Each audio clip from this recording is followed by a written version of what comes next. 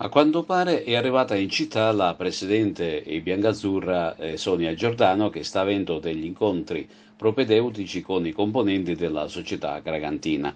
Tutto questo per fare chiarezza e magari stilare un degno programma per la prossima stagione. Cosa ne potrà uscire fuori è prematuro saperlo, e il tutto verrà sviscerato in occasione di una conferenza stampa che verrà indetta a giorni.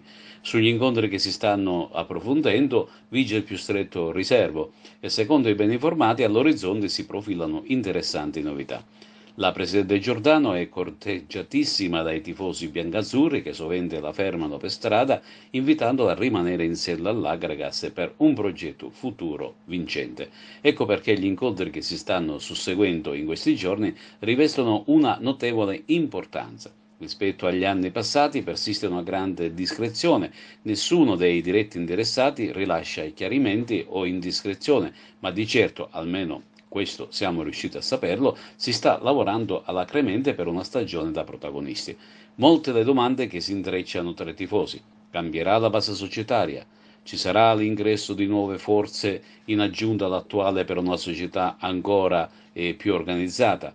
È definitivamente tramontato il sogno di ripescaggio come spesso è stato sbandierato per le finaliste dei playoff? Sono tutti interrogativi a cui molto presto verranno date ufficialmente delle risposte concrete, ma per ambire a ciò occorre avere delle credenziali pesanti, e la migliore garanzia è presentarsi con una società solida, concreta e ambiziosa.